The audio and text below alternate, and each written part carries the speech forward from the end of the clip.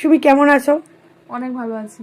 আমার মা বলছে যা সুমিকে দেখে আয়, একটা ভিডিও করে নিয়ে আয় সুমি এখন কেমন আছে। আর সবাই কিন্তু খোঁজ নিচ্ছে তোমার। হ্যাঁ সত্যি সবাই খোঁজ নিচ্ছে, কিন্তু আমার কাছে যেহেতু ফোন ওখানে অ্যালাউ ছিল না, আমি কিছু জানতে পারিনি, কিন্তু শুনেছি অনেকের মুখেই যে হ্যাঁ অনেকে খোঁজ নিয়েছে। সবাই খোঁজ নিচ্ছে, সবার মেসেঞ্জারে কি মেসেজ করছে যে ছেলে হয়েছে না মেয়ে হয়েছে। সবাইকে অনেক ধন্যবাদ খোঁজ নেওয়ার জন্য। আর অবশ্যই ছেলে হয়েছে না মেয়ে হয়েছে সেটা তো জানাবোই, একটু তো সময় লাগে সবকিছুরই, এই তো জাস্ট হলো, তো অবশ্যই তোমাদের জানাবো, কেন জানাবো না। ভালো আছো তেমনি? হ্যাঁ ভালো আছি, এখন ভালো থেকো, সুস্থ থেকো।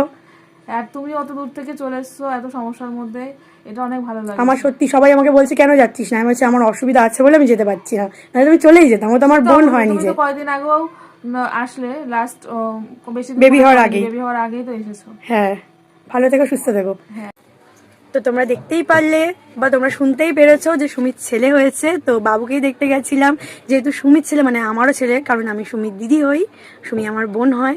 তো তোমরা আশীর্বাদ করো আমাদের পুচকু সোনা যেন ভালো থাকে, সুস্থ থাকে, আর সুমিও যেন খুব তাড়াতাড়ি সুস্থ হয়ে আমাদের সাথে গেম খেলতে পারে। আমি তো যদিও বা সবসময় যেতে পারি না, মাঝে মাঝে যাই।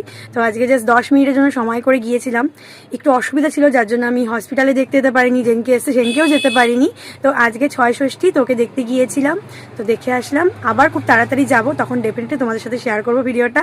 তো চলো টাটা, দেখা হচ্ছে তোমার সাথে নতুন একটা ভিডিওর সাথে। ততক্ষণ তোমরা খুব ভালো থেকো, সুস্থ থেকো, টাটা, বাই।